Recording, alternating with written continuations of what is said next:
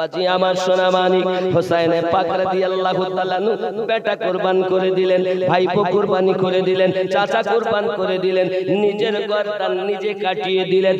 নবীর দুশমন আহলে বায়াতের দুশমন বলে হোসেনের গলা কাটিয়ে কেটে নিয়েছে, আর আমরা আহলে সুন্নাত ওয়াল জামাত বলি হোসেন পাকের গলা কাটবে এমন কোন মায়ের লাল দুনিয়ায় জন্ম নেননি। হোসেন পাক নিজের গলা নিজে কাটিয়ে দিয়েছেন আমাদের জন্য।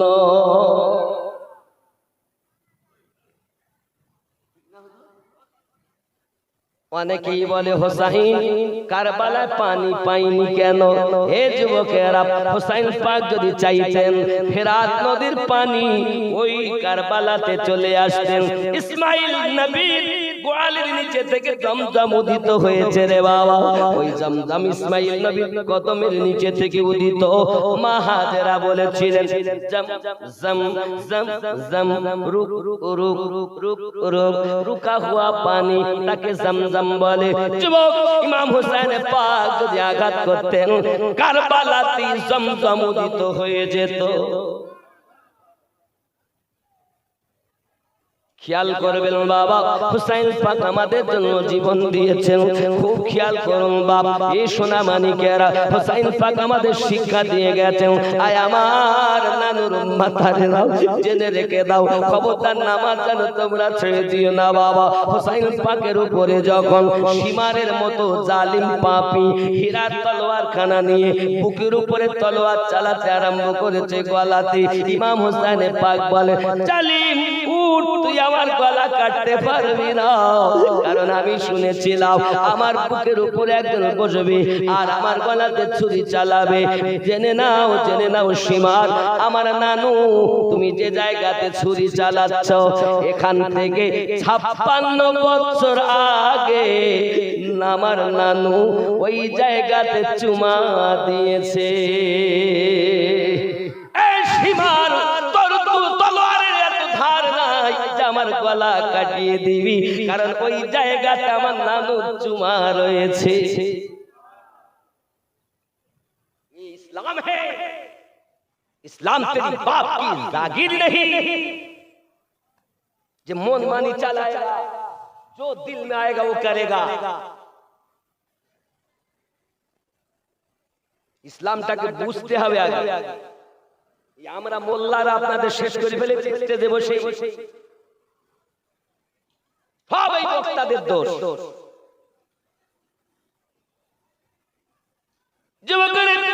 ইমাম হোসেন পাক রাদিয়াল্লাহু তাআলা আনহু নিজের গর্দানটাকে কাটিয়ে দিয়েছে। সীমার উঠ, আমাকে 2 রাকাত নামাজ পড়তে দে, আমি তোকে বলবো কোন জায়গা থেকে আমার গলা তুই কাটাতে পারবি। এই আমার নবীর উম্মতানেরা, ইমাম হোসেন পাক রাদিয়াল্লাহু তাআলা দেহের উপরে তলোয়ারের আঘাত, তীরের আঘাত ছিদ্র হয়ে গেছে, তবু তিনি বলতেছেন আমি 2 রাকাত নামাজ আদায় করে নেই। আমরা ওই হোসেনের পাগল বলি, এক ওয়াক্ত নামাজ আমরা আদায় করতে চাই না।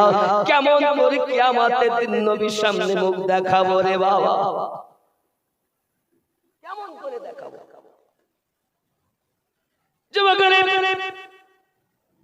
আমাদের ভিতরে নামাজ নাই, আমাদের ভিতরে ইবাদত নাই। ইমাম হোসেন পাক বলেন আমার বুক থেকে ওঠ, আমি তোকে বলবো কোন জায়গা থেকে তুই আমার গলা কাটতে পারবি। ওরে আমার বাবাজি, শামসাবাদের জওয়ান যুবকেরা, আমি আপনাদের কাছে হাত জোড় করে বলি, ইমাম হোসেন পাক যদি এত বিপদের হালাতে নামাজ না ছেড়ে দেয়, আমরা কেন নামাজ ছেড়ে দেব? তাহলে নামাজ ছেড়ে দিলে আল্লাহ পাওয়া যাবে? কথা বলে। মসজিদ এমন সপ্তাহে একদিন মসজিদে যাচ্ছে, হুজুর এরা ভর্তি, শুধু বলে জালসাতে যত টাকা ব্যয় হবে, জালসাতে লাভ কি? এটা এত কষ্ট করে জালসা দিয়েছেন মানে শিক্ষার মাহফিল, এখান থেকে শিখতে হবে। ইমাম হুসাইন পাক রাদিয়াল্লাহু তাআলা নিজের গর্দান কাটিয়ে দিয়েছেন। যাই হোক, সীমার উঠে যাওয়ার পর হীরা তলোয়ার খানা আপনার কিনা চালিয়ে যখন গলা নরম কাটতে পারে না, আব্বা তলোয়ারটাকে ছুঁড়ে ফেলে দিয়েছি। সীমার এমন সময় উঠে চলে যায়। ইমাম হুসাইন পাক রাদিয়াল্লাহু তাআলা আনহু আপনার কিনা নামাজের জন্য নিয়ত করেছেন। কিতাব তারিখ সাক্ষী দেয় হুসাইন পাক দাঁড়িয়েছেন নামাজ পড়ার জন্য, কিন্তু রুকু করেছেন, সেজদায় চলে গেছেন, কিন্তু সেজদা থেকে মাথা তুলতে কেউ দেখেননি। নিজের গলা নিজে কাটিয়ে দিলেন নানুর উম্মতকে বাঁচানোর জন্য। ইমাম হুসাইন পাক যখন নিজের গলা আপনার কাটিয়ে দিয়েছেন, যুবকরে ভালো করে বুঝে নাও, ওই কারবালার মাটিতে 10ই মুহররমে দিনের বেলাতে ইমাম হুসাইন পাকের গর্দান কাটানোর পর সূর্য অস্তমিত হয়ে গেল, অন্ধকার নেমে এলো। বাপরে, আকাশ থেকে যেন রক্তের বন্যা, রক্ত বর্ষণ শুরু হয়ে গেল। যুবকরে কারবালার মাটিতে এমন হালাত দেখা দিয়েছে, ইমামে হুসাইন পাক রাদিয়াল্লাহু তাআলা শহীদ হয়ে গেলেন। আব্বাজি আমার, এখন তারা পালি করে কাজ করে। কি কাজ করে? সঙ্গে সঙ্গে তারা বলে এই লাশের উপরে ঘোড়া ছুটাতে হবে।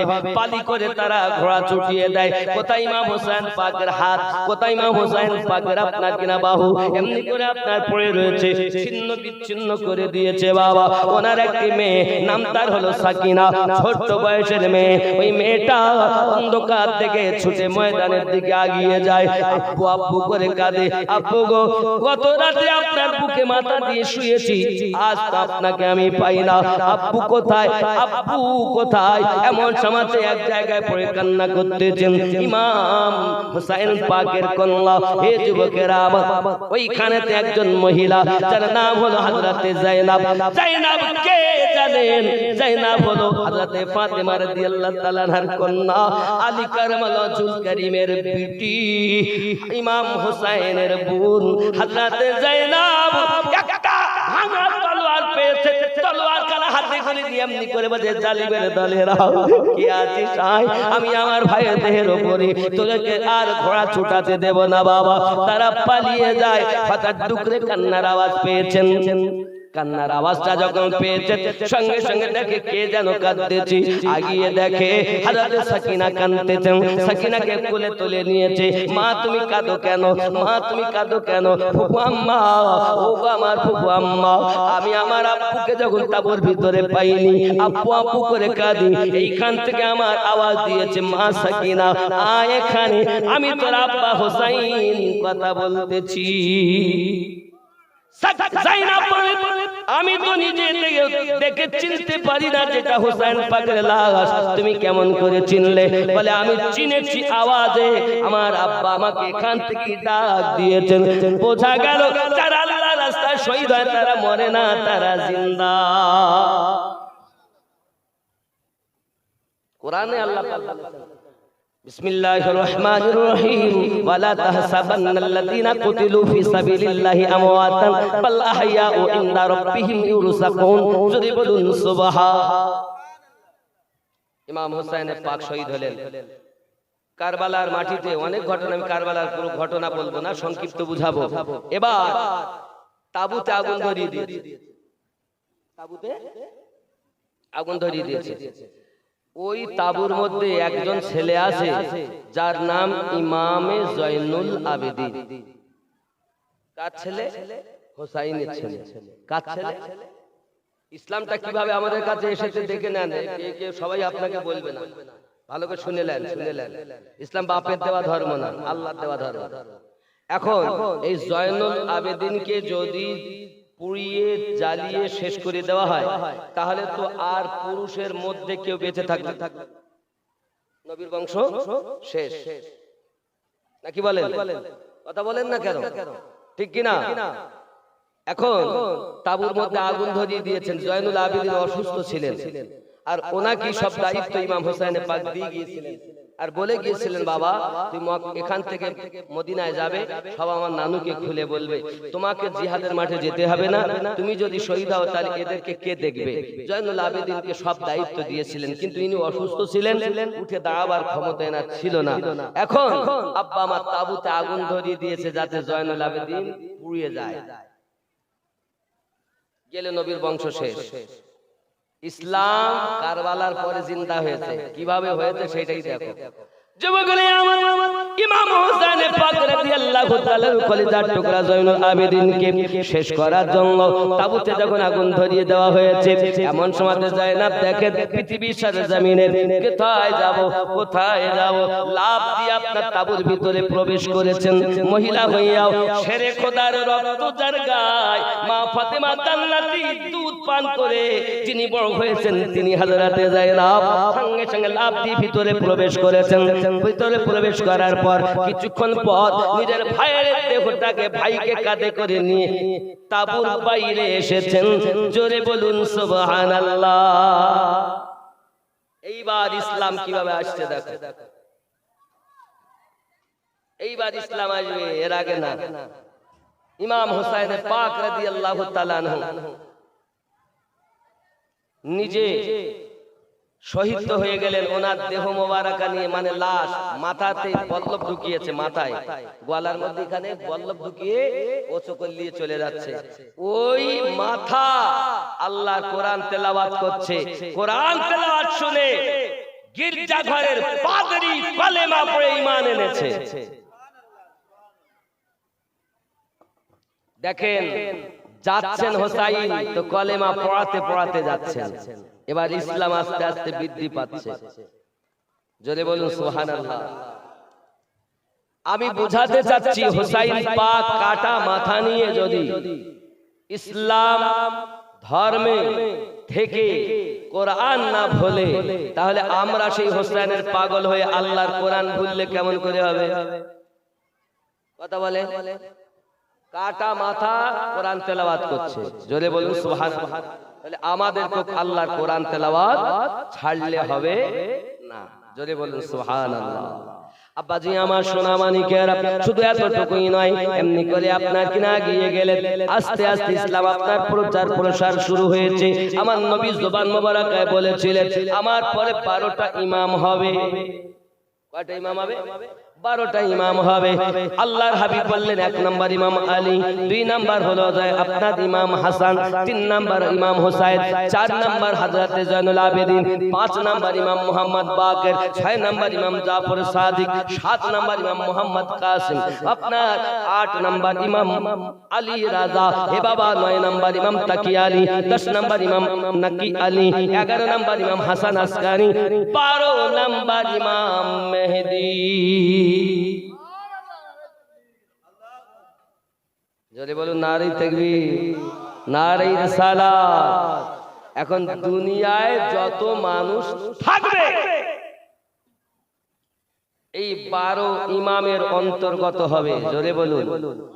আচ্ছা আমরা কোন মাযহাবের মানুষ? কথা বলেন। হানাফি তো? হানাফি তো? আমাদের ইমামের নাম ইমাম আবু হানিফা, উপাধি ওনার নাম কিন্তু আবু হানিফা না, ওনার নাম নুমান ইবনে সাবিত রাদিয়াল্লাহু তাআলা আনহু। জোরে বলুন।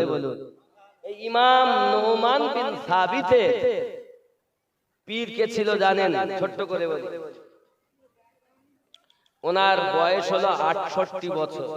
কত বছর? 68 বছর বয়স। এখন ওনাকে কেউ জিজ্ঞাসা করে হুজুর আপনার বয়স কত?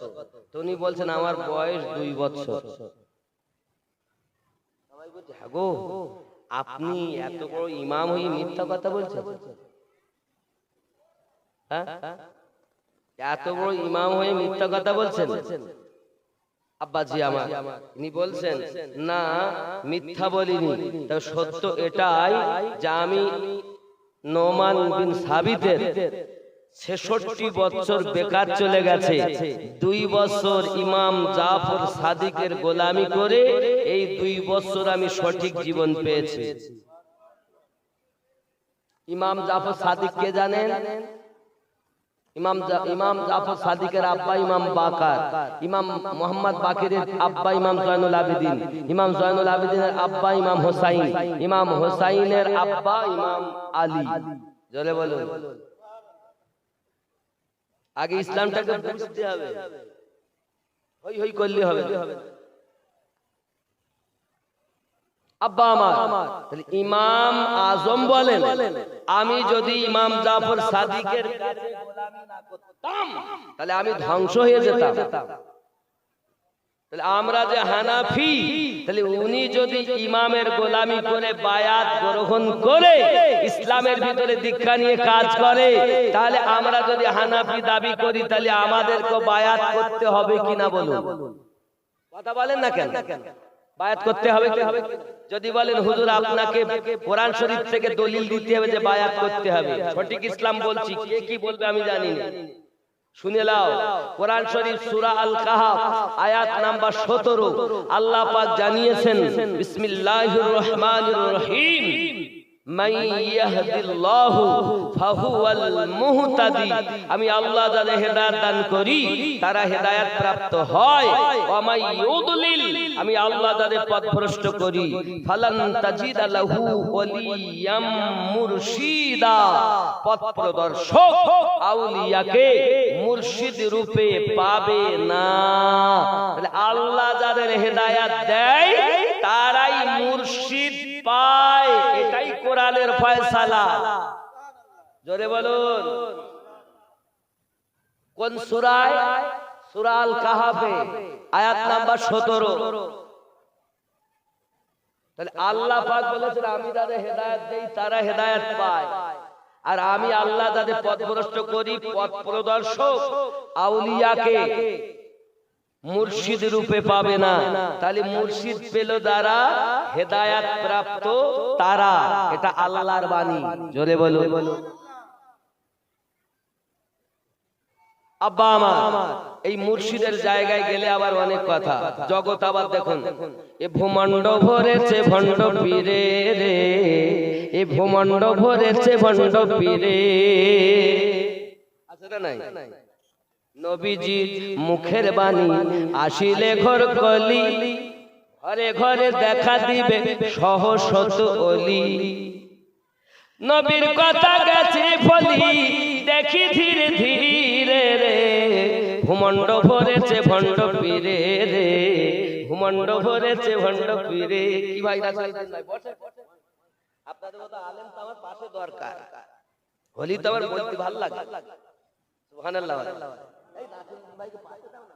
পিছনে গিয়ে বসে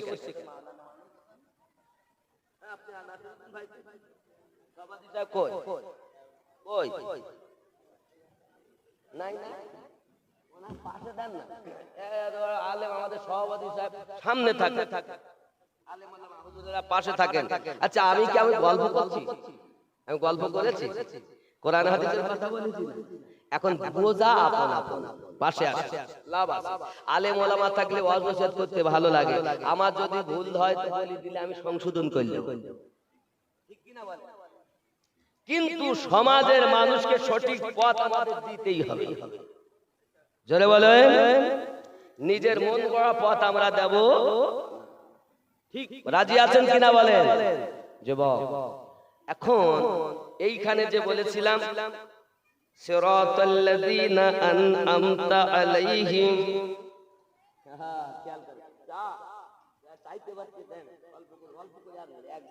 বুঝলেন বাবা? একটু আধা ঘন্টা অন্তর হইলে একটু শরীরটা ভালো থাকে। বকি বকি আর পারিনি। একটু দরুদ আল্লাহুম্মা সাল্লি আলা সাইয়্যিদিনা ওয়া মাওলানা মুহাম্মদ ওয়া আলা আলি সাইয়্যিদিনা ওয়া মাওলানা মুহাম্মদ। জামানা দিওয়ানা ও গো মামিনা, তোমার লালের নাই তুলনা মাগো, তোমার লালের নাই তুলনা। জোরে হবে সুবহানাল্লাহ। নবীর তুলনা নাই, আছে? জামানা দিওয়ানা ও গো মামিনা, তোমার লালের নাই তুলনা মাগো, তোমার লালের নাই তুলনা। মেঘে মাথায় ছায়া করি রোদ না লাগে গায়, গরম মরু পায়ের তলায় শীতল হয়ে যায়। নুরানি বদনে হাওয়া চলে সংসনে, খেজুর পাতায় খিলায় সব ডানা মাগো, তোমার লালের নাই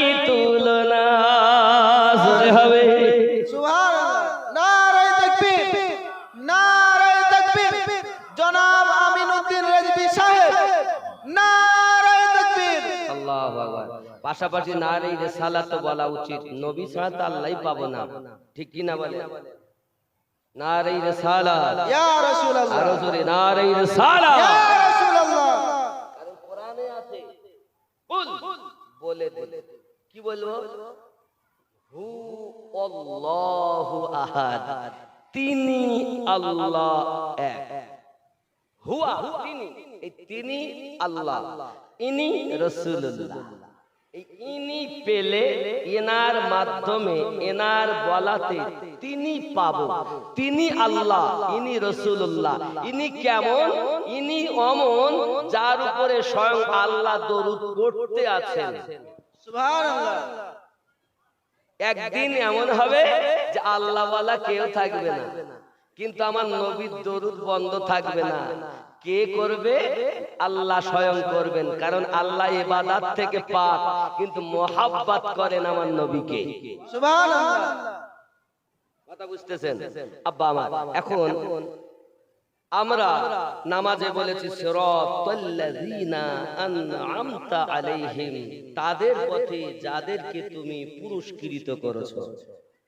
তাহলে পুরস্কৃত ব্যক্তি নবীগণ গেলেন, সিদ্দিকিন হলেন, শুহাদায়ে কেরাম হলেন, বহু শহীদ, সব শহীদের উপরে আল্লাহর অনুগ্রহ। কার কথা বলবো? কার কথা বলবো?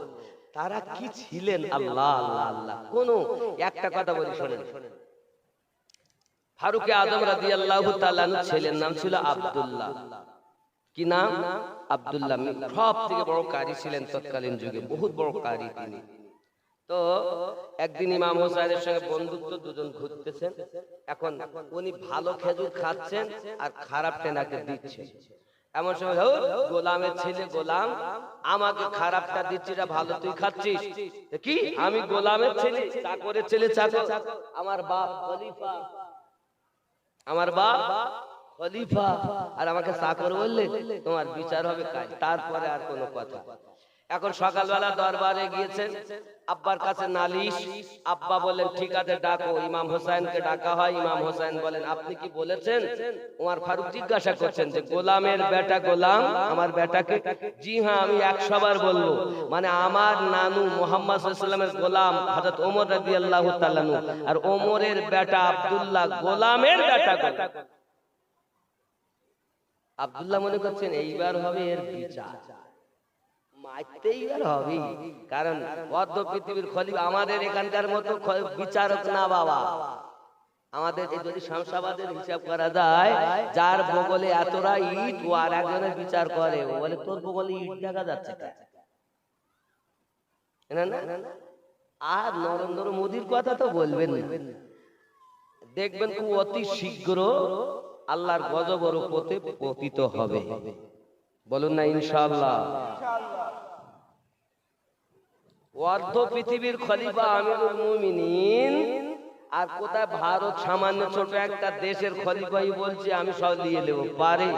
আব্বা আমার কি আপনাদের বলবো, দেখেন মুর্শিদাবাদের কাটারার মসজিদ নিয়েছে, আমরা কিছু বলিনি। মালদার আদিনা মসজিদ নিয়েছে, আমরা কিছু বলিনি। তারপরে বাবরি মসজিদ অনেকদিন থেকে কেস চলছে, সেটা নিয়েছে, তাও আমরা কিছু বলিনি। হে বাবা, এক কথায় যাহা কিছু দিয়েছে সব মুসলমান দিয়েছে। আব্বা লালকেল্লা মুসলমানের ওয়াকফ সম্পত্তির উপরে। কলকাতা রবীন্দ্রনাথ যে আপনার এয়ারপোর্ট, হে যুবক ভালো করে আপনি কলকাতা এয়ারপোর্টটা মুসলমানের ওয়াকফ সম্পত্তির উপরে। 6,40,000 একর জমি মুসলমানের। ভারতে মুসলমান দেয়নি কি? এক এক করে বদিলে আমরা মাথা খারাপ বদমাইশ। তো যাক, আমি ওদিকে যাই না, কোরআন হাদিসের কথা বলি। আপনারা সবাই জানেন, অবগত আছেন যে জালিম সরকার থেকে আল্লাহ যেন আমাদের হেফাজত করে। জোরে বলি আমিন। আমরা আমাদের মসজিদ দেব না, জীবন থাকতে দেব। তবে আপনারা শান্ত হন, ইয়ে হইলো বলে দেখেন ওর হালাত কি হচ্ছে। দেখেন, হয় কুত্তা হবে, তাহলে ক্রিকেটিভ যাই একটা হবেই। কোন আল্লাহর নেক বান্দার দোয়া একবার পড়বে শেষ, চিন্তা নেই। খামোশ হন। আমরা এখন নিজেরা আমল করব, নিজেরা দলাদলি ছেড়ে দেব। কেউ শিয়া, কেউ দেওবন্দি, কেউ কাদিয়ানি, কেউ লামোঝাবি, কেউ সুন্নি, কেউ হুরহুরা, কেউ বেরিলি, মাথা গরম করে দেবে সব সমাজকে। কিন্তু আমাদের এই যে একটা মতভেদ, এটা আপন জায়গায়। আমরা এখন সব কলেমার ভাই সমান, ঠিক কিনা বলে? মুসলমান আমরা সবাই এখন এক। হোক না কেন সে ভারত সুন্দরবন জঙ্গলের, এখন আর কাদিয়ানি, ফুরফুরা, বেরিলি সব নাই, আমরা সব ভাই ভাই। এই জোরে বলেন ঠিক কিনা?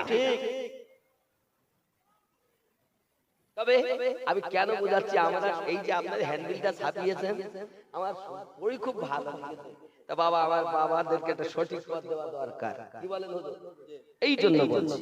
আসুন তাহলে আমি কি বলছিলাম, আপনারা বুঝেছেন।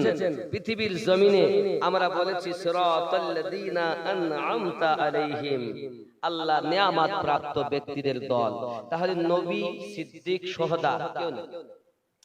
এখন বিচার ওমর রাদিয়াল্লাহু তাআলা বলেন, আয় হুসাইন জি, আপনি এটা লিখে দিতে পারবেন? হ্যাঁ পারবো। এখন উনি একটা কাগজে লিখে দিলেন, আমার নানু মুহাম্মদ সাল্লাল্লাহু আলাইহি ওয়াসাল্লাম, তার গোলাম ওমর ফারুক রাদিয়াল্লাহু তাআলা, তার বেটা আব্দুল্লাহ, গোলামের বেটা গোলাম, ইতি হুসাইন। যেই কাগজ দিয়েছেন হযরত ওমর রাদিয়াল্লাহু তাআলা কাগজটাকে নিয়ে উঠে দাঁড়িয়ে হুসাইনের কদম বুসি শুরু করে দিয়েছেন। আব্দুল্লাহ বলেন, আপনি আমার হুসাইনকে আঘাত করা বাদ দিয়ে কেন আপনি কদম বুসি করেন? সঙ্গে সঙ্গে বলেন, বাবা তুমি বোঝো না, নবী আমাকে জান্নাতের সার্টিফিকেট দিয়েছেন, আমি ওমর জানি আমি জান্নাতি হব। তবে কবরে যখন যাব মুনকার নাকির আমাকে জিজ্ঞাসা করবে, আমি তখন এই আপনার চোতাখানা আমি ধরে দেই, বেটা আব্দুল্লাহ আমার লাশের সঙ্গে কাফনের সঙ্গে এই কাগজটা তুমি দেবে। ফেরেশতা যখন আমায় জিজ্ঞাসা করবে বলো ওমর, তখন আমি বলবো, দেখো হুসাইন আমাকে সার্টিফিকেট দিয়েছে, আমি নবীর গোলাম, নবীর গোলামের কাছে কোনো হিসাব না। প্রাইজ আছে না নাই? শহীদের উপর আছে না? না আছে। আব্বাজি আমার সারমর্ম কথা এতটুকু, ইমাম হুসাইন পাক রাদিয়াল্লাহু তাআলা গেলেন, আব্বা আমার আগিয়ে চলো। তাহলে নবীন, সিদ্দিকিন, শুহাদায়ে কেরাম, 4 নাম্বার হলো সালিহিন। আমরা নামাজ পড়ি, নামাজের ভিতরে বলি আসসালামু আলাইকা আইয়ুহান নাবিয়্যু ওয়া রাহমাতুল্লাহি ওয়া বারাকাতুহু, আসসালামু আলাইনা ওয়া আলা ইবাদিল্লাহিস সালিহিন। আমার আল্লাহ পাক বলেছেন 4 নম্বরে নিয়ামত দিয়েছেন নেককার ব্যক্তিদের উপরে। জোরে বলুন। তাহলে বোঝা গেল এই নেককার ব্যক্তিদের পথ সোজা, সরল, সঠিক পথ। জোরে বলুন। নেককার ব্যক্তিদের পথ সোজা পথ, সঠিক পথ, সরল পথ। এই পথে চললে আল্লাহ পাওয়া যাবে। দেখবেন এই নেককার ব্যক্তি তারা, আল্লাহওয়ালা যারা, নবীওয়ালা যারা। এখন আমি আমিনুদ্দিন আপনাকে নামাজের শিক্ষা তো দেব, কিন্তু নামাজের ভিতরে যারা আপনার গুরুত্ব রয়েছে, এখনো শরিয়াতের নামাজ। হে বাবাজি, শরিয়াতের নামাজ যে পড়ে সে হলো ফাসিক, শুধু তরিকার নামাজ যে পড়ে সে হলো আপনার কিনা জালিম। হে যুবকেরা আমার, শুধু শরিয়াত দিয়ে নামাজ হয় না, শরিয়াত, তরিকত, মারিফাত, হাকিকাত 4 মিলে হয় আল্লাহর ইবাদত। কোরআন শরীফে 6666টা আয়াত আছে, 6666 আয়াত আছে, মতান্তরে 6242টি আয়াত। যুবকরা আমি আপনাদের বোঝাতে চাচ্ছি 6666 আয়াত। হে বাবাজি আমার, শরিয়াত চলে 500 আয়াতের উপরে। নামাজ পড়ো, রোজা রাখো, হজ করো, যাকাত দাও, মদ পান করো না, সুদ খেও না, হারাম। এই শরিয়াত চলে 500 আয়াতের উপরে। তরিকত চলে 1900 আয়াতের উপরে। 5 আর 19 কত হয়? কত হয়? 24 হে বাবা গেল শরিয়াত আর তরিকত মারিফাত চলে 2100 আয়াতের উপরে বোঝা গেল তাহলে 24 আর 21 45 হে বাবা আর আপনাকে হাকিকত চলে 2166 আয়াতের উপরে 45 আর 21 6600 আর ওই 66 6666 আয়াত দুনিয়ায় এত গন্ডগোল কেন বাবা শরিয়াত তরিকতে তরিকত মারিফাতে হাকিকতে আম গাছে চল জাম গাছে জাম গাছে চল আম গাছে যেখানে যে পরিস্থিতিতে আয়াতে কারিমা নাজিল হলো আমরা সেটা বললাম না সমাজের ভিতরে গন্ডগোল পাকিয়ে বলেছি যার সেই ইচ্ছা মতো বলে মানুষ সঠিক পথ পায় না নামাজ তো পড়ে কিন্তু নামাজের হাকিকত জানে না হে আমার যুবক ভালো করে বুঝে নাও শরিয়াত তরিকত মারিফাত হাকিকত চার মিলে হয় আল্লাহর ইবাদত এখন আপনি হয়তো বলবেন হুজুর কথাটা তো বুঝলাম না আচ্ছা আপনারা যারা নামাজ পড়তে যান নামাজ পড়তে গেলে যে যে কর্মের মানুষ ব্যবসা বাণিজ্য সন্তানাদি দুনিয়ার কথা মনে ওঠে না হয় না কোন মৌলবি বলেছে যে এই রোগ থেকে বাঁচবো কি করে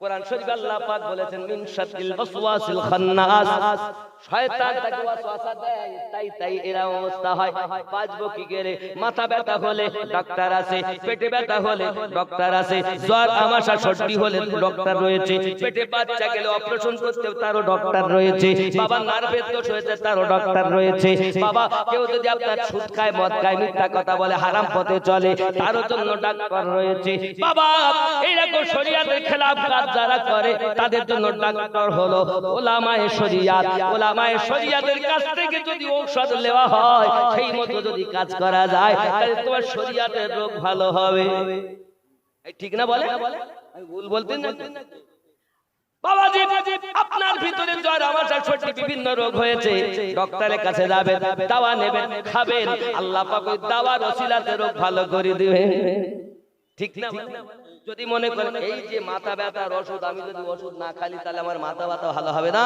তাহলে ওষুধ খাওয়া হারাম ভালো করে বোঝেন ইসলামের নাম ঔষধ তোমার ভালো করে না ভালো করে আল্লাহ ঔষধ হলো বাহানা ওসিলা জোরে বলুন বুঝতে পারছেন আমার কথা নাকি আমি কি খারাপ কথা বলতে যে আপনাদের মনে হচ্ছে ইসলামকে বুঝতে অসুবিধা হচ্ছে ইসলাম ধর্মটা বুঝতে অসুবিধা হচ্ছে আব্বাজি আমার এবার আপনাদের মাথায় আমি ঢুকাই 3 নাম্বার রোগ হলো মানুষের নামাজে যায় মন বসে না মন মাঠে থাকে খাটে থাকে এই জন্য তো আমি গজলে বলেছি মন তুই ধরলি নামাজ পড়লি নামাজ সারা জীবন ভোর নামাজ হইল না রে তোর নামাজে নিলি না খবর মন তুই ধরলি নামাজ পড়লি নামাজ সারা জীবন ভোর নামাজ হইল না রে তোর নামাজে নিলি না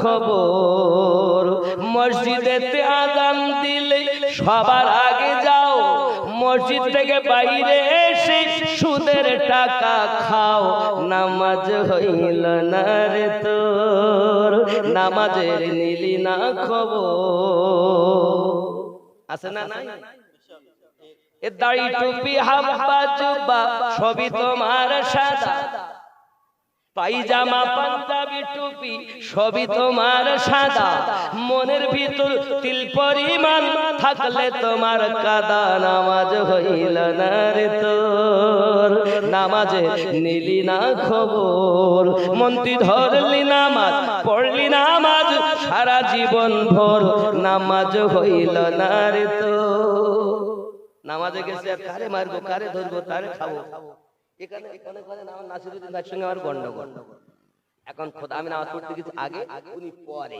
এসে দেখছি আমার পাশে আমি বুঝতে দাঁড়িয়ে আমি খালি সত্যি পায়জামা পাঞ্জাবি টুপি সবই তোমার সাদা মনের মধ্যে তিল পরিমাণ থাকলে তোমার কাদা নামাজ হইল না রে তোর নামাজের নিলি না খবর মন তুই ধরলি নামাজ পড়লি নামাজ সারা জীবন ভোর নামাজ হইল না রে তোর মন খারাপ হবে আপনাদের এ নামাজ তুমি ধর্ম জানো চুরি তোমার পেশা রুকু ঠিক করে না সেজদাও ঠিক করে না সব ভুল করতেছে, রুকু ঠিক নাই, সেজদাও ঠিক নাই। নামাজ তুমি ধর্ম জানো, হুজুর চুরি তোমার পেশা, ওই নামাজ তোমার কবুল হবে কেমনে করলে আশা? নামাজ হইল না রে তো, নামাজে নিলি না খবর। এ নামাজের ভিতরে তোমায় মশায় কামড় দিলে, মশা তুমি আগে মারো, রুকু সেজদা ফেলে নামাজ হইল না রে তো। আছে না? আলহামদুলিল্লাহি রাব্বিল আলামিন আর রহমানির রহিম মালিকি ইয়াউমিদ্দিন ইয়্যাকা না'বুদু ওয়া ইয়্যাকা নাস্তাঈন। এই নামাজের ভিতরে তোমায় মশায় কামড় দিলে, মশা তুমি আগে মারো, রুকু সেজদা ফেলে নামাজ হইল না রে তোর, নামাজে নিলি না খবর। মন্ত্রী ধরলি নামাজ, পড়লি নামাজ সারা জীবন ভোর, নামাজ হইল না রে তোর, নামাজে নিলি না খবর।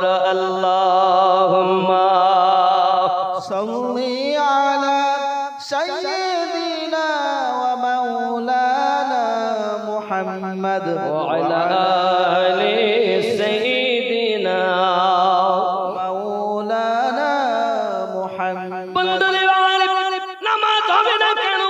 কেমন করে তোমার নামাজ হবে? এই যুবকেরা, আমার নবী তো জানিয়েছেন নামাজ পড়বে তুমি তোমার রবকে দেখো, নামাজ পড়ো।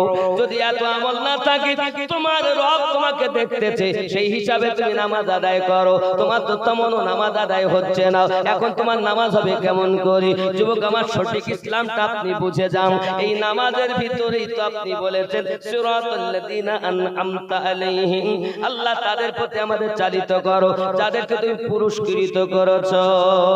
লা ইলাহা ইল্লাল্লাহ, লা ইলাহা ইল্লাল্লাহ, লা ইলাহা ইল্লাল্লাহ, লা ইলাহা ইল্লাল্লাহ, লা ইলাহা ইল্লাল্লাহ, লা ইলাহা ইল্লাল্লাহ মুহাম্মাদুর রাসূলুল্লাহ সাল্লাল্লাহু আলাইহি ওয়াসাল্লাম। যুবকেরা, আপনার আমার নামাজের ভিতরে মজা লাগে না। আমার নবীর স্ত্রী আম্মা আয়েশা রাদিয়াল্লাহু তাআলা আনহা বর্ণনা করেন, একদা আমার দয়াল নবী কোথা থেকে হঠাৎ করে বাড়ির ভিতরে আসলেন, যায় নামাজের পাটি পেতে নিয়েছেন। নামাজের পাটি পেতে নেওয়ার পরে রাসূল আমার দাঁড়িয়ে গেছেন নামাজ পড়ার জন্য। আমার নবী দাঁড়িয়ে দাঁড়িয়ে চোখ দিয়ে পানি ঝরতেছে, অজার নয়নে কাঁদতেছেন। আমি আয়েশা রাদিয়াল্লাহু তাআলা আনহা বেকারার হয়ে গেলাম, এমন করে নবী আমার কান্না করেন কেন? দাড়ি মোবারক ভিজিয়া টপ টপ করে পানি ঝরে গো। আমি আয়েশা বড় বেকারার হয়ে গেলাম, নবী কেন এমন করে কান্না শুরু করে দিয়েছেন? আব্বাজি আমার সোনা মানি, আমরা নামাজে দাঁড়িয়ে সংসারের চিন্তা করি, ব্যবসার চিন্তা করি, আমার দয়াল নবী নামাজে দাঁড়িয়ে উম্মতের জন্য কাঁদতেছেন, দাড়ি মোবারক ভিজে যায়। ওরে যুবক, নামাজ হবে তার দিলে গাথা আল্লাহ যা। সুবহানাল্লাহ, নারায়ে তাকবীর, নারায়ে তাকবীর, ইয়া রাসূলুল্লাহ, নারায়ে রিসালাত, ইয়া রাসূলুল্লাহ, নারায়ে ইসালাত, নারায়ে ইসালাত, ইয়া রাসূলুল্লাহ। জনাব মাওলানা আমিনউদ্দিন রিজভী সাহেব। অত নাম বলতে আমি সব জানি, চেনা বাবা ওইতে লাগবে না। কি বলেন? এমনি সামনে মোবাইলে দেখি সব পূর্ণ হয়ে গেছে, পুরানো হয়ে গেছে। যুবক, তাহলে কি বুঝলেন? নামাজে গিয়ে যদি সংসারের চিন্তা হয়, তাহলে নামাজ, এই রোগ থেকে কিভাবে মুক্তি পাবো, এ ওয়াজ কোন মৌলবি করছে না। করছে ওয়াজ কি করতেছে? বাবা এত রাকাত নামাজ পড়লে এত সওয়াব। আচ্ছা, নামাজের একটা মারেফাত আপনাদেরকে বলি। ফজরে ফরজ কয় রাকাত? 2। সারা দিনে 17 রাকাত ফরজ, তাই তো? সারা দিনে ফরজ 17 রাকাত। যেমন ফজরে 2 রাকাত, যোহরে 4 রাকাত, 6, আসরে 4 রাকাত, 10, মাগরিবে 3, কত? আর এশায় 4, কত হলো? 17 রাকাত। এই 17 রাকাত নামাজে 17টা ফরজ আছে, এই মারিফাত আছে, কি মৌলবি নিজেই জানে না। তো বলবে কেমন করে? ওয়াজ সবাই শুনলে পথ পাবেন না। জ্ঞান দুই রকম। কি বলেন হুজুর? জ্ঞান কয় রকম? দুই। ইলমে শরিয়াত, ইলমে মারিফাত। ইলম মানে জ্ঞান, শরিয়াত মানে দেখা যায়। দেখা জ্ঞান। দেখা মানে সারে আ, সরে আ, সরে আ, সারে অ, A B C D E F G, আলিফ বা তা সা, আছে না? এটাকে বলা লিখিত বিদ্যা। স্কুলে, কলেজে, পাঠশালায়, মাদ্রাসায় হবে। এই বিদ্যা অর্জন করে সে সঠিক জ্ঞানী না। আর একটা জ্ঞান হলো ইলমে মারিফাত, দীক্ষাগত বিদ্যা।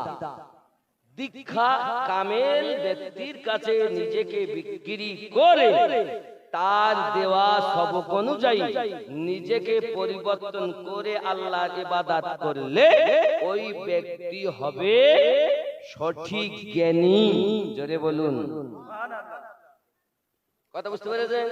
তাই আপনি ইসলাম ধর্ম এর নাম, এটারই নাম ইসলাম। কি বলেন হুজুর? দুই রকম জ্ঞান অর্জন করতে, শিক্ষা এবং দীক্ষা, দুটি জ্ঞান। আব্বা আমার, এখন আমাদের মধ্যে সমস্যাটা কোন জায়গায় দেখেন? শরিয়াতের বক্তব্য তো দেই, কিন্তু ইলমে মারিফাতের বক্তব্য নাই। সমাজ সব শেষ, সমাজ শেষ, মানুষ মসজিদ ভর্তি নামাজি, আসল জিনিস কাজ হচ্ছে না, খুব কম লোক। আর যারা এই মারিফাতের পথে আল্লাহর নবীর দিদার লাভ করানো সবক দিয়েছেন, কেউ বা বাগদাদের জমিনে শুয়ে আছেন, জোরে বলেন সুবহানাল্লাহ। আজমিরের জমিনে শুয়ে আছেন, জোরে বলুন। পাঞ্জাবের জমিনে শুয়ে আছেন, জোরে বলেন। এক কথায়, এক কথায় আল্লাহর ওলি বান্দাদের দ্বারাতে ইসলাম প্রচার হয়েছে, জোরে বলুন সুবহানাল্লাহ।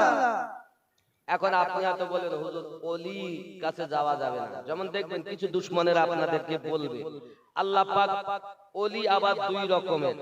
কয় রকমের? কয় রকম? দুই রকম। কোরআন শরীফ থেকে প্রমাণ দেব।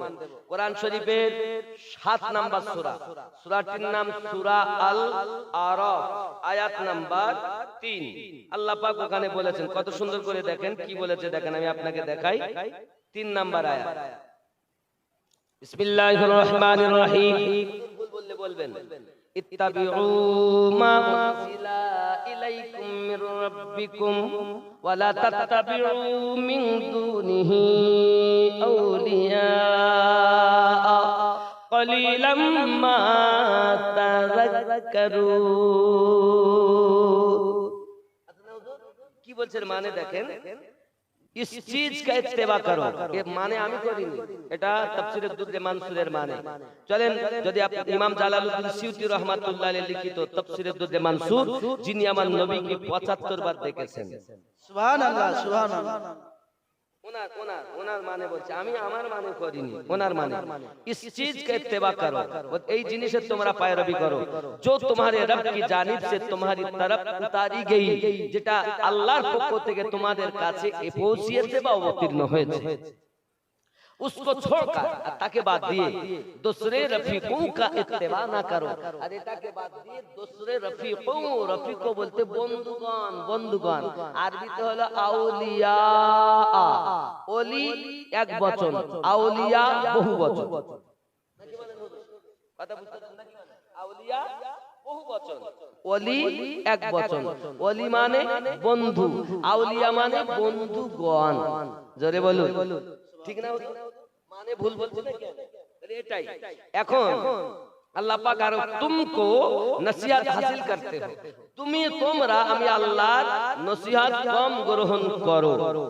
এখন এই যে আউলিয়ার কাছে যাওয়া, এই জন্য এক শ্রেণীর লোক বুঝে, দেখো আল্লাহ বলেছে ওলির কাছে যাওয়া যাবে না, ইত্তেবা করা যাবে না, একদম মিথ্যা কথা। এর মানেটা এটা কেন, এটা আর বললো না, এর ভেদ খুললো না আপনার কাছে, আয়াত বলে দিল।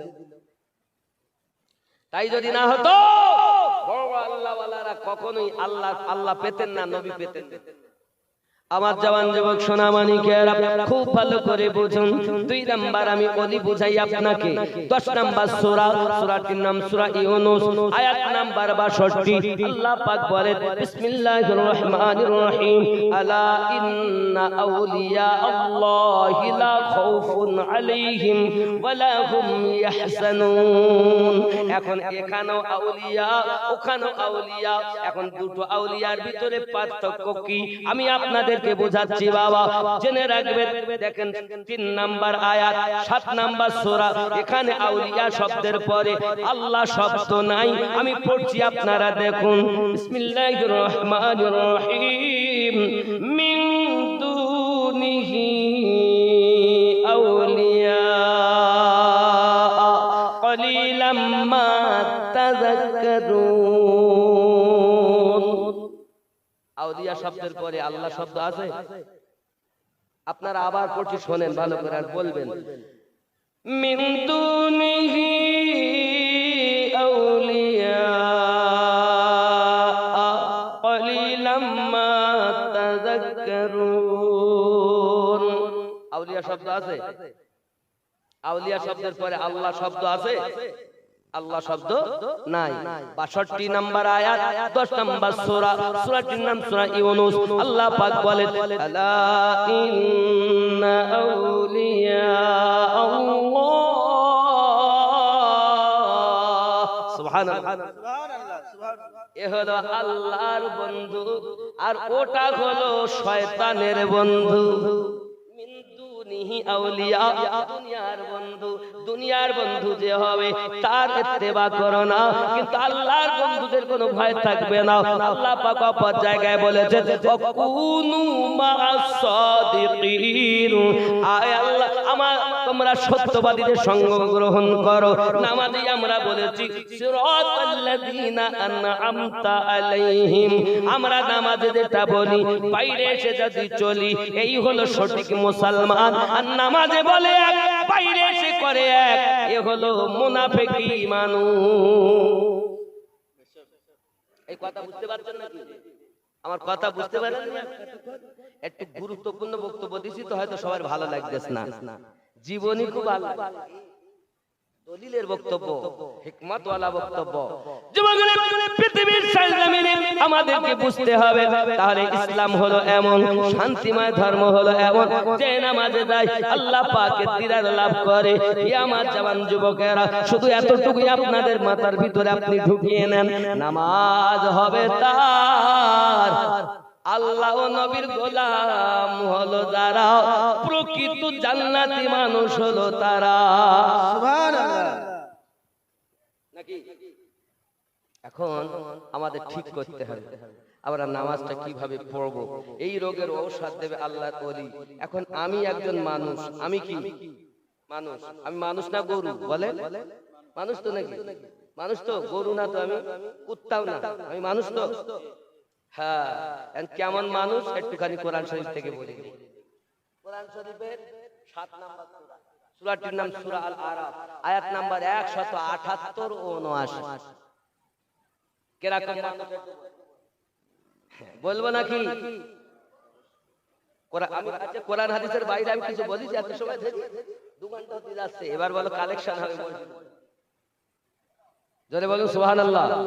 যুবকরা, খুব ভালো করে বুঝুন, মহান আল্লাহ পাক আল্লাহ তাআলা ভালো করে আমাদেরকে বোঝার তৌফিক দান করুন। ভালো করে বুঝুন, আল্লাহ পাক জানাচ্ছেন বিসমিল্লাহির রহমানির রহিম, মান ইয়াহদিল্লাহু ফাহুয়াল মুহতাদি। আমি আল্লাহ যার হেদায়েত দান করি তারা হেদায়েত প্রাপ্ত হয়। ওয়া মান ইউদ্লিল ফাউলাইকা হুমুল খাসিরুন। আমি আল্লাহ যাদের পথভ্রষ্ট করি তারা ক্ষতিগ্রস্তদের অন্তর্ভুক্ত। ওয়ালাকাদ আমি আল্লাহ পাক জিন জাতির জন্য, মানব জাতির জন্য জাহান্নাম তৈরি করে রেখেছি। আমি চিন্তা করি আল্লাহ তুমি জাহান্নাম বানিয়েছো কেন? আল্লাহ পাক বলেন লাহুম কুলুবুল্লাহু লা ইয়াফকাহুনা বিহা। আমি আল্লাহ তাদের অন্তর দিয়েছি, অন্তর দিয়ে চিন্তা ভাবনা করে না। মন দিয়েছি কিন্তু চিন্তা ভাবনা করে না। আল্লাহ পাক আরো বললেন ওয়ালাহুম আয়ুনুল্লাহ ইবসিরুনা বিহা। আমি আল্লাহ পাক চোখ দিয়েছি, চোখ দিয়ে দেখো দেখে না।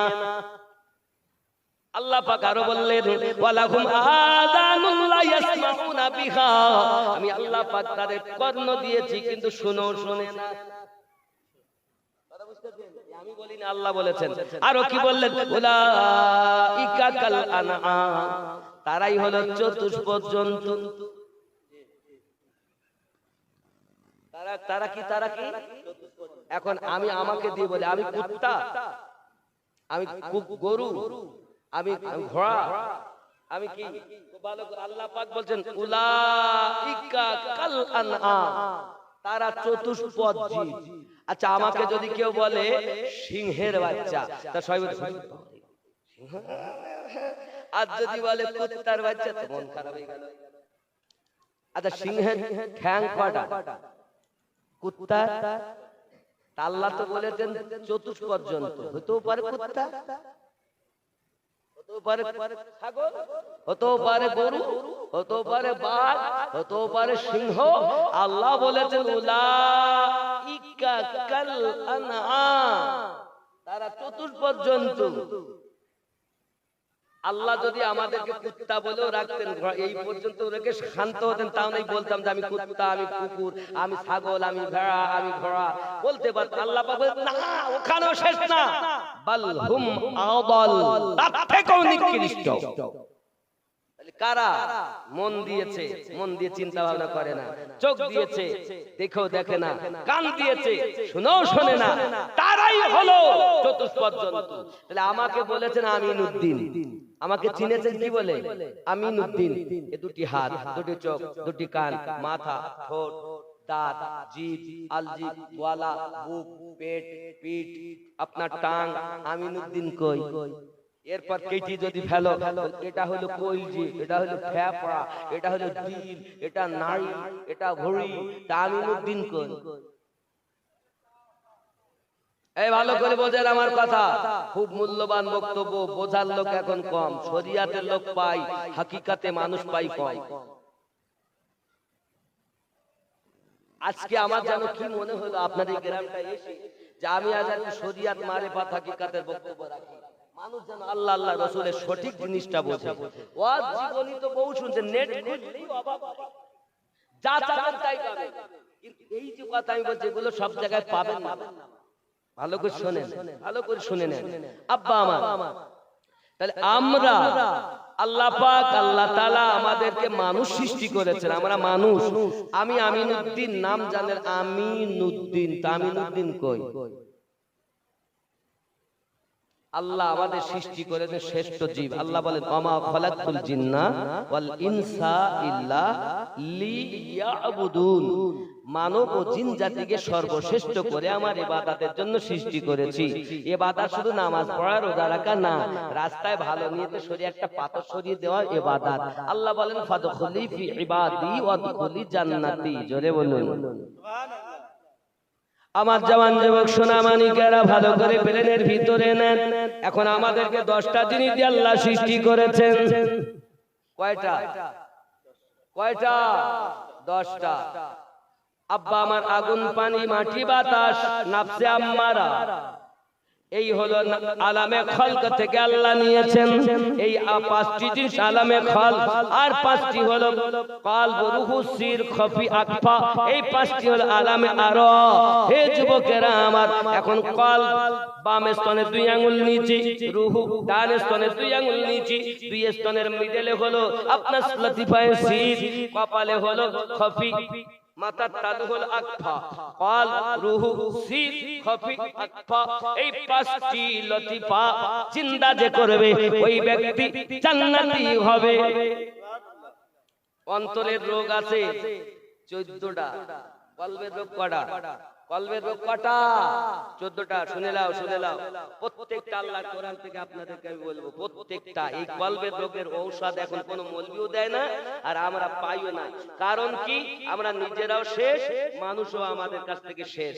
আব্বা আমার একটু দরুদ আল্লাহুম্মা সাল্লি আলা সাইয়্যিদিনা ওয়া মাওলানা মুহাম্মদ ওয়া আলা আলি সাইয়্যিদিনা ওয়া মাওলানা মুহাম্মদ সাল্লাল্লাহু আলাইহি ওয়াসাল্লাম। কলবের রোগ 14টা, ভালো করে বোঝেন। 1 নাম্বার কলব। এ বাবা, ওয়াজগুলো ভালো করে বোঝার চেষ্টা করবেন। আমি জ্ঞানী মানুষ পাইছি, তাই জ্ঞানের কথা বলছি। 1 নাম্বার রোগ কলবে মারিদ। এই কলবের নাম আছে কলবে মারিদ, অর্থাৎ রুগ্ন অন্তর। রুগ্ন, অসুস্থ অন্তর। সূরা তওবা আয়াত নাম্বার 125। 2 নাম্বার কলবে মাকতুম অর্থাৎ মোহর মারা অন্তর, সূরা বাকারা আয়াত নাম্বার 7। 3 নাম্বার কলবে গাফেল অর্থাৎ গাফেল অন্তর, সূরা আল আরাফ আয়াত নাম্বার 179। 4 নাম্বার কলবে সালিম অর্থাৎ পরিশুদ্ধ অন্তর, সূরা শুরা আয়াত নাম্বার 88। 5 নাম্বার কলবে মুতমাইন্না অর্থাৎ শান্তিপূর্ণ অন্তর, সূরা ফজর আয়াত নাম্বার 27। 6 নাম্বার কলবে মুনির অর্থাৎ বিনতি অন্তর, সূরা কাফ আয়াত নাম্বার 33 ও 34। 7 নাম্বার কলবে যায়েক অর্থাৎ বক্র অন্তর, সূরা আল ইমরান আয়াত নাম্বার 8। 8 নাম্বার কলবে আমা অর্থাৎ অন্ধ অন্তর, সূরা হজ আয়াত নাম্বার 46। কলবে শাক খাস অর্থাৎ বিনয়ী অন্তর, সূরা হজ আয়াত নাম্বার 54। 10 নাম্বার কলবে কাসি অর্থাৎ কঠিন অন্তর, সূরা আনআম আয়াত নাম্বার 43। 11 নাম্বার কলবে মুকাফফাল আয়াত অর্থাৎ তালা মারা অন্তর, সূরা মুহাম্মদ আয়াত নাম্বার 24। 12 নাম্বার কলবে মাসনুন অর্থাৎ পর্দা পড়া অন্তর, সূরা আনআম আয়াত নাম্বার 25। 13 নাম্বার গালিজুল কালব অর্থাৎ কঠোর অন্তর, সূরা ইউনূস আয়াত নাম্বার 88। 14 নাম্বার কলবে মারিন অর্থাৎ জং ধরা অন্তর, সূরা মুতাফফিফিন আয়াত নাম্বার 13। এই 14 রকমের কলব আছে এবং তার রোগ আছে। এই রোগ থেকে মুক্ত কলবকে বানাতে গেলেই কামেল মুর্শিদের দরকার। আর এই কলবে আল্লাহ প্রতিষ্ঠিত হবে, কারণ ইসলামের স্তম্ভ 5টি। প্রথম নাম্বারই হলো কালেমা লা ইলাহা, ভালো করে বোঝেন, নাভির নিচে থেকে লা, এই দুই স্তনের মাঝে মিডলটাকে হলো লতিফায়ে সির, লা ইলাহা নেই কোনো মাবুদ ইল্লাল্লাহ, প্রতিষ্ঠিত হবে কলব থেকে রুহুতে আল্লাহ। এই কলবে আল্লাহ প্রতিষ্ঠিত হবে কি করে? 14 রকম রোগ আছে যে, কথা বুঝতেছেন আমার কথা বলে? এই রোগ মুক্ত করা মানুষের কাছে যেতে হবে, সবক নিয়ে আল্লাহ আল্লাহ করতে হবে। আল্লাহ পাক আপনার এই রোগ দূর করে দেবে, তারপরে নামাজে মজা হবে। আপনি এই বলা হয়েছে as-সালাতু মিরাজুল মুমিনিন, নামাজ হলো দিদার স্বরূপ মুমিনদের জন্য। তো যার কলব রোগ থেকে মুক্ত হয়েছে ওই ব্যক্তির নামাজ আল্লাহর মিরাজ হয়েছে, সুবহানাল্লাহ। নইলে ঠোকা সার আর মসজিদে যাওয়া সার, এই কথা বুঝতেছেন? এই জন্য হিন্দু যারা আছে তারা বলে গুরু ধরো, আর মুসলমান যারা আছে এরা বলে পীর ধরো। তাই ভণ্ড ধরলে হবে না? বলো ভণ্ড ধরলে খাঁটি আল্লাহওয়ালা ধরতে হবে, যার সম্পর্ক নবীর সাথে আল্লাহর সাথে, তাকে ধরলে আল্লাহ ও নবী পাওয়া যাবে। কথা বুঝতে পেরেছেন? আমি যেসব কথাগুলো বললাম আপনাকে আগে হিসাব করতে হবে। যে পীরের হাতে বায়াত হওয়ার কথা আপনার আল্লাহ পাক আল্লাহ তাআলা জানিয়েছেন, আল্লাহ নিজেই বলেছেন। আমি সূরা কাহাফের কথা বলেছি। তাই হিন্দুরা বলে গুরু ধরো, আমরা বলি পীর ধরো। পীর পার্সি কথা, পীর মানে বুজুর্গ, বুড়ো, কিন্তু আসল কোরআনে আল্লাহ পাক বলেছেন মুর্শিদ, কখনো বলেন সালিহিন। জোরে বলুন সুবহানাল্লাহ। কেউ যদি বলে পীর ধরতে হবে না, ও ব্যক্তি ভুল বলেছেন। কারণ ইসলামটা বায়াত দিয়ে এসেছে, হক আর বাতিলের বায়াত আছে। হকের বায়াত হুসাইন পাক শিক্ষা দিয়েছেন, সেখান থেকে একদম আমাদের ইমামে আজম ইমাম জাফর সাদিকের কাছ থেকে শিক্ষা নিয়ে আমাদেরকে শিক্ষা দিয়েছেন, আমার মাযহাবের মানুষ তোমরা বায়াত গ্রহণ করবে, বায়াত করতেই হবে। আল্লাহ আমাদের সকলকে বুঝ শক্তি দান করুন, জোরে বলুন আমিন। এর নাম এটাই হলো সঠিক পথ, কারণ সিরাতাল্লাযিনা আনআমতা পেয়েছেন, সঠিক পথ পেয়েছেন তো না পাননি? কথা বলেন, পেয়েছেন না পাননি? এর বাইরে সব জাহান্নামী পথ। একটা দল বলো মানে জান্নাতে যাবে, বাকি সব জাহান্নামে যাবে। এখন ওই একটি দল এটাই যাদের কলবে আল্লাহ প্রতিষ্ঠিত আছে এবং যাদের কলব রোগ মুক্ত হয়েছে, যাদের কলব রূহ সির খফি আকফা পাঁচটি জিনিস জিন্দা হয়েছে, ওই ব্যক্তি মরার পরও কবরে জিন্দা থাকবে। সুবহানাল্লাহ। আল্লাহ পাক কোরআন শরীফে বলেছেন ওয়ালা তামুতুন্না ইল্লা ওয়া আনতুম মুসলিমুন। তুমি মরার আগে মরো, তারপর মরো। যদি মরার আগে মরল যে অমর হয়ে কবরে শুইল, সে তার কাফনেও দাগ লাগে না। জোরে বলেন সুবহানাল্লাহ। জমিন मैली नहीं होती, ज़मन मैला नहीं होता, मोहम्मद के गुलामों का कफन मैला नहीं होता, मोहम्मद के गुलामों का कफन मैला नहीं होता, ज़मीन मैली नहीं होती, ज़मन मैला नहीं होता। जोरे हवे जो नामे मुस्तफा चुम ले, नहीं दुखती कभी आके, पहन ले जो प्यार उनका, वो बदन मैला नहीं होता, ज़मीन मैली नहीं होती, ज़मन मैला नहीं होता, मोहम्मद के गुलामों का कफन मैला